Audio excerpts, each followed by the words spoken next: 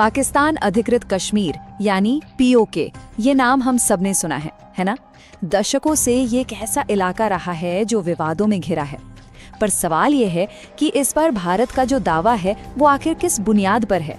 क्या ये बस एक पॉलिटिकल स्टैंड है या इसके पीछे कोई मजबूत कानूनी और ऐतिहासिक वजहें भी हैं? तो चलिए, जो भी सोर्सेज हमारे पास हैं उनके आधार पर इस पूरी कहानी को समझने की कोशिश करते हैं। तो इस पूरी बात को समझने के लिए हम इसे 6 हिस्सों में देखेंगे। सबसे पहले तो पीओके है क्या, इसे समझेंगे। फिर हम 1947 के उस जरूरी डॉक्यूमेंट पर नजर डालेंगे जो इस पूरे दावे की जड़ है। इसके बाद हम इतिहास और संविधान की बात करेंगे। यूएन के रेजोल्यूशन का क्या मतलब है उसे डिकोड करेंगे। आज जमीनी हकीकत क्या है वो देखेंगे। और आखिर में इन सब सोर्सेज से जो एक फाइनल आर्ग्यूमेंट बनता है उसे समझेंगे। तो किसी भी बहस में जाने से पहले ये जरूरी है कि हम सब एक ही पेज पर हों, है ना। तो सबसे पहले ये क्लियर कर लेते हैं कि जब हम पोक कहते हैं तो जो सोर्सेज हम देख रहे हैं उनके हिसाब से इसका मतलब आखिर है क्या। तो सोर्सेज के हिसाब से पीओके उस पुराने जम्मू और कश्मीर रियासत का वो हिस्सा है जिस पर 1947-47 की लड़ाई में पाकिस्तान समर्थित फौजों ने कब्जा कर लिया था। सीधे शब्दों में कहें तो ये वो इलाका है जिसे भारत आज भी कानूनी तौर पर अपना ही हिस्सा मानता है। चलिए, अब आते हैं भारत के दावे के बिल्कुल दिल में, एक ऐसा डॉक्यूमेंट जो इस पूरे आर्ग्यूमेंट की नींव है। सोर्सेज के मुताबिक भारत का जो दावा है उसका एक बहुत मजबूत और आप कह सकते हैं कि एक कानूनी आधार है। और वो आधार है ये डॉक्यूमेंट, इंस्ट्रूमेंट ऑफ एक्सेशन यानी विलय पत्र। 26 अक्टूबर 1947 को महाराजा हरी सिंह ने इस पर साइन किए थे और इसी एक डॉक्यूमेंट ने कानूनी तौर पर पूरी रियासत को, जिसमें आज का पीओके और गिलगित बाल्टिस्तान भी शामिल हैं, भारत का हिस्सा बना दिया। और हाँ, ये कोई मामूली डॉक्यूमेंट नहीं था। सोर्सेज के हिसाब से ये विलय हर तरह से कानूनी था। मतलब ये 1947 के इंडियन इंडिपेंडेंस एक्ट के हिसाब से था। उस वक्त के इंटरनेशनल कानूनों के तहत भी इसे मान्यता थी और इसे फाइनल माना गया था। और सबसे जरूरी बात, इस पर साइन तब हुए जब पाकिस्तान समर्थित सेनाएं पहले ही हमला कर चुकी थी। तो ठीक है, लीगल बेसिस तो क्लियर है, पर क्या कहानी यहीं खत्म हो जाती है? नहीं, बिल्कुल नहीं। सोर्सेज इस दावे को और मजबूत करने के लिए कुछ ऐतिहासिक और संवैधानिक तर्कों की तरफ भी इशारा करते हैं। ये टाइमलाइन दिखाती है कि सब कुछ कितना तेजी से हुआ था। देखिए, अक्टूबर 1947 में हमला शुरू होता है।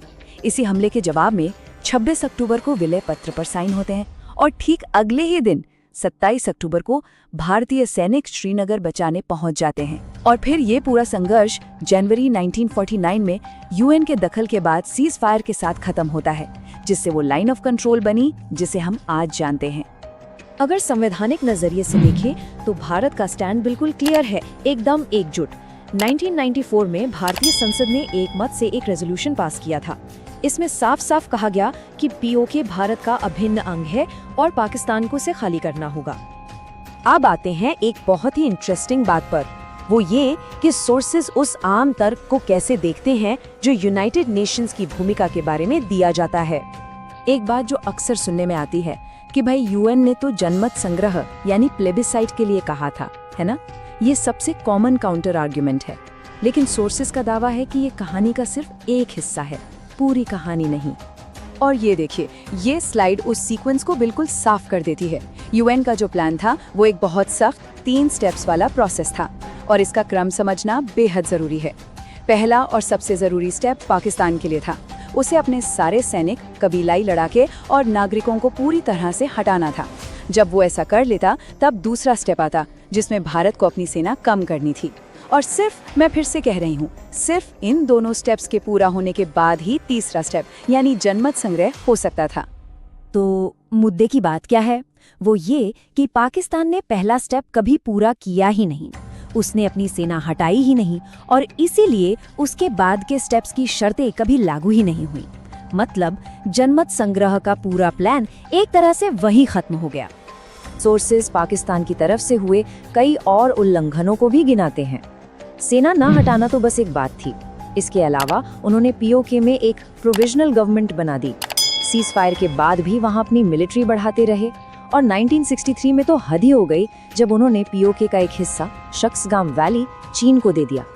मतलब एक ऐसा इलाका जिस पर उनका कानूनी हक था ही नहीं। तो ये तो हुई इतिहास और कानून की बात, लेकिन आज की ज़मीनी हकीकत क्या है? चलिए देखते हैं कि सोर्सेज आज के हालात के बारे में क्या बताते हैं। सोर्सेज इस बात पर जोर देते हैं कि पीओके स्ट्रेटेजिकली कितना ज्यादा जरूरी है। ये सिर्फ जमीन का एक टुकड़ा नहीं है, ये पानी की सुरक्षा से जुड़ा है, क्योंकि सिंधु नदी का स्रोत यही है। इसका जियो स्ट्रैटेजिक लोकेशन बहुत अहम है, पहाड़ी दर्रों पर कंट्रोल की वजह से। और हाँ, चीन पाकिस्तान इकोनॉमिक कॉरिडोर जैसे प्रोजेक्ट्स की वजह से ये नेशनल सिक्योरिटी के लिए भी बहुत जरूरी हो जाता है। और कानूनी दावों के अलावा एक ह्यूमन एंगल भी है। सोर्सेज रिपोर्ट करते हैं कि पीओके के अंदर ही डेवलपमेंट की कमी और अधिकारों के दमन की वजह से पाकिस्तान के खिलाफ गुस्सा बढ़ रहा है, प्रोटेस्ट हो रहे हैं। ये बात कानूनी तर्क में एक और मजबूत पहलू जोड़ देती है। तो ठीक है, इन सारे तर्कों को अगर एक साथ रखें तो पूरी तस्वीर कैसी दिखती है? चलिए इस पूरे मामले को एक आखिरी और साफ साफ सारांश में देखते हैं। ये टेबल सोर्सेज के आर्ग्यूमेंट का निचोड़ है। एक तरफ है भारत, जिसका दावा लीगल डॉक्यूमेंट यानी विलय पत्र, इतिहास और संवैधानिक प्रस्तावों पर टिका है। वहीं दूसरी तरफ है पाकिस्तान, जिसका दावा मुख्य रूप से 1947 में सेना के जरिए किए गए कब्जे पर आधारित बताया गया है। और जब बात यूएन रेजोल्यूशंस की आती है तो भारत कहता है कि पाकिस्तान ने शर्तें ही पूरी नहीं की, जबकि पाकिस्तान बिना शर्तें पूरी किए जनमत संग्रह की बात करता है। यहाँ एक साफ साफ विरोधाभास दिखता है। तो आखिर में सोर्सेस एक मजबूत कानूनी और ऐतिहासिक केस सामने रखते हैं, और वो ये इशारा करते हैं कि अब ये सवाल कानून का उतना नहीं जितना राजनीतिक इच्छा शक्ति और सही समय का है। ये बात हमें इस बेहद जरूरी और गहरे विवादित इलाके के भविष्य को लेकर एक बड़े सवाल के साथ छोड़ जाती है।